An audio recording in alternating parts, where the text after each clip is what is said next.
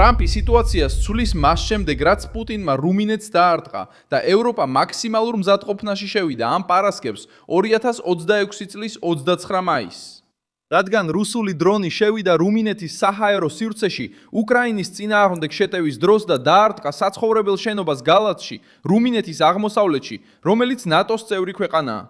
ორი ადამიანი დაშავდა, მცხოვრებლები სასწრაფოდ გაიყვანეს და F-16 ტიპის გამანადგურებლები აფრინდნენ რუმინეთის ცის დასაცავად. მაშინ როცა ევროპელი ლიდერები სწრაფად დაგმეს მოსკოვი და მოითხოვეს ალიანსის რეაგირება, დონალდ ტრამპმა ზეწოლას არ ახვა და არ გადასცა ჩვეულებრივ ბიუროკრატებს ავტომატური ომი რუსეთთან. ევროპამ კოლექტიური თავდაცვა მოითხოვა, მაგრამ ფაქტმა ერთი უსიამოვნო სიმართლე გამოავლინა. ისინი, ვინც წლებია პუტინის წინააღმდეგ ბრძოლაზე საუბრობენ, ცეცხლი საზღვართან რომ მიუახლოვდება, ისევ ამერიკის სამხედრო ძალაზე არიან დამოკიდებული. რას ცდილობდა პუტინი გამოეცადა? რატომ გადაირია ევროპა? როგორ შეცვალა ყველაფერი ტრამპმა? ახლავე ყველაფერს გეტყვი. თუ ასეთი პირდაპირი და ზედმეტი გაწელვის გარეშე კონტენტი მოგწონს, გამოიწერე არხი, რადგან აქ ყოველდღე ასეთ ვიდეოებს ნახავ. თავდასხმა მოხდა გამთენიისას, როცა რუსეთი დრონებს უშვებდა უკრაინულ სამიზნეებზე რუმინეთის საზღვართან ახლოს. ამ აპარატებიდან ერთ-ერთი შევიდა რუმინეთის საჰაერო სივრცეში და ჩამოვარდა საცხოვრებელ კორპუსზე გალათში, რუმინეთის სამხრეთ-აღმოსავლეთ ქალაქში. ეს მოხდა უკრაინასთან და დუნაის მდინარესთან ახლოს. აფეთქებამ გამოიწვია ხანძარი, ადგილზე მივიდნენ სამაშველო ჯგუფები და ათეულობით მაცხოვრებლის ევაკუაცია გახდა საჭირო.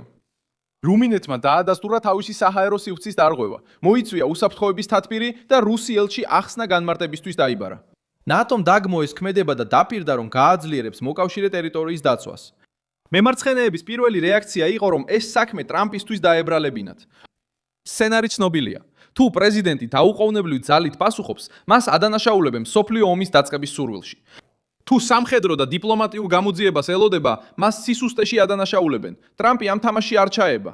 მან მკაფიოდ აღნიშნა, რომ კრიზისი, რომელშიც ნატო, დრონები, რუსები და ევროპული ტერიტორიაა ჩართული, ვერ გადაწყდება. არც სოციალური ქსელის ხვირილით და არც კომენტატორების სურვილით, რომლებიც შეერთებულ შტატებს კიდევ ერთ დაუსრულებელ ესკალაციაში ჩართვას თხოვენ.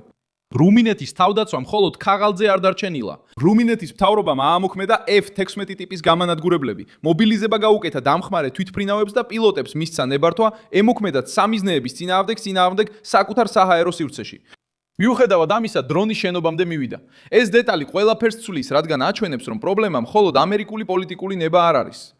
პრობლემა არის ევროპის რეალური შესაძლებლობა დაიცვას საკუთარი მცირე დრონების, არეულ მარშრუტებისა და თავდასხმებისგან, რომლებიც გამთენიისას ხდება სამოქალაქო ზონებთან ახლოს, სრულმასშტაბიანი გამოფიტვის ომის პირობებში. სწორედ აქ ამოატრიალებს ტრამპი თამაშის წესებს. ის არ ჩნდება იმისთვის, რომ უსასრულო დახმარება დახპირდეს. არ აქცევს მეხუთე მუხლს პანიკის სათაურად და არ აძლევს ევროპას უფლებას კიდევ ერთხელ გადააბაროს საკუთარი უსაფრთხოება სხვას. რუმინეთი ნატოს წევრია. ევროპას ყავს მთავრობები, გენერლები, ბიუჯეტი, ინდუსტრია, ომთან პირდაპირი საზღვარი და მკაცრი განცხადებები მოსკოვის წინააღმდეგ. როდის მოხდება დრონი გალათს? ბრიუსელს აწუხებს არა მხოლოდ ის, რაც გააკეთებს ვაშინგტონი. კითხვაა, რატომ უნდა დაელოდოს სტრატეგიულ ავტონომიაზე მოსაუბრე კონტინენტი თეთრ სახს, რომ გაიგოს სადამდე შეუძლია მისვლა? პუტინმაც გამოცადა ეს ზღვარი. თუნდაც მოსკოვი ამტკიცებდეს, რომ მთავარი სამიზნე უკრაინა იყო, პოლიტიკური პასუხისგებლობა კრემლს ეკისრება. რუსეთს კარგად ესმის, რომ ნატოს საზღვართან ახლოს განხორციელებულ თავდასხმებს თან ახლავს ეს რისკი. მათ იციან, რომ დრონებს შეუძლიათ გზიდან გადახვევა, ჩამოვარდნა, რადარის ზონის გადაკვეთა და მოკავშირე ქვეყნის ტერიტორიაზე მოხვედრა.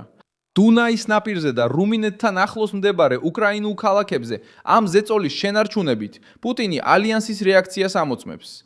და აკვირდება, ვინ რეაგირებს მტკიცედ, ვინ რეაგირებს შიშით და ვინ ცდილობს ინციდენტი გამოიყენოს ტრამპზე თავდასხმისთვის. ევროპა პანიკაში ჩავარდა, რადგან მიხვდა პრობლემის მასშტაბს. ეს უბრალოდ ღია ველზე დაკარგული ნამსხვრევები არ იყო. ეს იყო დარტყმა საცხოვრებელ შენობაზე ნატოს წევრ ქვეყანაში.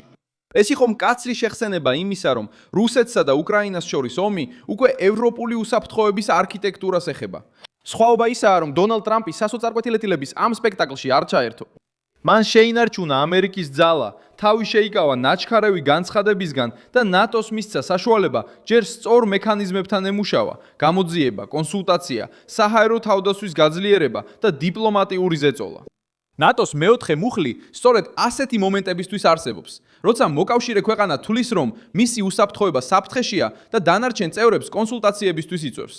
მეხუთე მუხლი სხვა დონეა, რადგან ის კოლექტიურ თავდაცვას ეხება ალიანსის წევრზე თავდასხმის შემდეგ. დონალდ ტრამპი ამ არეულობას აკონტროლებს, რადგან იცის, რომ მოკავშირეებთან კონსულტაციასა და ბირთვულ სახელმწიფოსთან პირდაპირ დაპირისპირებას შორის უზარმაზარი განსხვავებაა. სერიოზული ლიდერობა არ გამოტოვებს ეტაპებს მხოლოდ ხმაურიანი სათაურებისთვის. მარკო რუბიო უკვე მიუთითებდა უფრო რეალისტურ ხაზზე. შეერთებული შტატები შეიძლება დაეხმაროს, როცა შედეგის მიღწევის შანსი არსებობს, მაგრამ არ სურს ჩაებას უსასრულო შეხვედრებში, რომლებიც ბრძოლის ველს არ ცვლის. ვაშინგტონს არ სჭირდება რუმინეთის მიტოვება, რათა თავიდან აიცილოს ისტერია და არც ომის გამოცხადებაა საჭირო ძალის საჩვენებლად. ტრამპი აიძულებს ევროპას, რომ პასუხისგებლობა აიღოს საკუთარ თავზე, ხოლო ამერიკის ძალას იყენებს ზეწოლის ინსტრუმენტად და არა როგორც ავტომატურ ღილაკს უცხოელი ბიუროკრატების ხელში. ნატოს რეაქციაც აჩვენებს, რომ ეს შემთხვევა თავდაცვის გაძლიერებას გამოიწვევს, განსაკუთრებით დრონების წინააღმდეგ. გალაცმა პრაქტიკული ხარვეზე გამოავლინა. აღმოჩენა არ ნიშნავს განეიტრალებას. გამანადგურებლის ჰაერში აყვანა ყველაფერს ვერ წყვეტს, როცა სამიზნე პატარაა, სწრაფია და შეიძლება ურბანულ ტერიტორიაზე ჩამოვარდეს.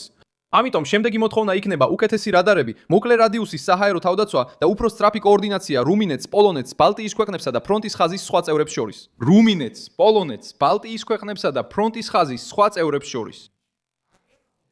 თანამედროვე არმია ლამას სიტყვებს არ ელოდება. ის ამოწმებს აღჭურვილობას, მზადყოფნასა და სარდლობას. ყველაზე მნიშვნელოვანი შედარება პოლონეთიდან მოდის 2022 წლის ნოემბერში. იმ ეპიზოდში აფეთქებამ 2 ადამიანი იმსხვრპლა პჟევოდოვში, უკრაინის საზღვართან ახლოს და ბევრმა პირდაპირ რუსეთი დაადანაშაულა. შემდგომმა გამოძიებამ აჩვენა, რომ რაკეტა დიდი ალბათობით უკრაინის საჰაერო თავდაცვიდან იყო, რუსული შეტევის აღკვეთის მცდელობისას. გაკვეთილი მძიმე იყო, როცა ნატო სიჩქარით მოქმედებს, ტრაგედია შეიძლება სტრატეგიულ შეცდომად გადაიქცეს. ტრამპს ასეთი მახეები კარგად აქვს ნაცნობი. ამიტომ რუმინეთის შემთხვევაში პასუხი უნდა იყოს მტკიცე მოსკოვის მიმართ, მაგრამ დაფუძნებული ფაქტებზე. ზეწოლა პუტინზე შოუს მოწყობას არ საჭიროებს. ის შეიძლება განხორციელდეს აღმოსავლეთ ფლანგზე სამხედრო გაძლიერებით, დრონებისგან დაცვით, უფრო მიზანმიმართული სანქციებით, გაზიარებული დაზვერვით და მოკავშირეთა საჰაერო სივრცის ყოველი დარღვევისთვის ხარჯების გაზრდით. ეს არის ლოგიკა, რომელიც აინტერესებს შეერთებულ შტატებს. ხელი შეუშალოს რუსეთს, ნატოს ტერიტორიაზე დრონების ჩამოვარდნა ნორმად აქციოს და ამავე დროს არ მისცეს ევროპას საშუალება, რომ თითოეული ინციდენტი ვაშინგტონისთვის უფრო დიდი რისკის საკუთარ თავზე აღების საბაბად აქციოს. დონალდ ტრამპი სიტუაციას ცვლის, რადგან ის უშლის ხელს ანტიტრამპის ნარატივს, რომ რუმინეთი ერთდროულად 2 ტყუილის საბაბად გამოიყენოს. პირველი ტყუილია იმის თქმა, რომ სიფრთხილე სისუსტეა. მეორე ტყუილია, თითქოს ევროპა მზად არის პუტინს მარტო დაუპირისპირდეს, მაშინ როცა კვლავ ელოდება ამერიკის შეერთებული შტატების რეაქციას. დრონმა გალატეში რუმინეთს მოხვდა, მშვიდობიანი მოქალაქეები დაჭრა და ნატო შეაშინა. ტრამპს არ სჭირდება ყვირილი, რომ ეს თამაში მართოს. მას სჭირდება თეთრი სახლი ჰისტერიისგან შორს შეინარჩუნოს, ალიანსი გააზრებული პასუხის კურსზე შეინარჩუნოს და ნათლად აჩვენოს, რომ ამერიკის შეერთებული შტატების ფული, ჯარები და ძალა არ იმოქმედებს ევროპული პანიკის გამო, არამედ მხოლოდ ამერიკული ინტერესებით. მე ვარ მილსონ ალუესი, გლობალი ინტერნაციონალისტი და ჩემი მიზანია ყოველდღე მოგაწოდოთ ჭეშმარიტი ინფორმაცია. ახალი ამბების ბულები ვიდეოს აღწერაშია. მოიწონე ეს ვიდეო, გამოიწერე არხი და ბოლოს გადახედე კომენტარებს, რომ კიდევ უფრო მეტად ჩაერთო მილსონ ალუესის საზოგადოებაში.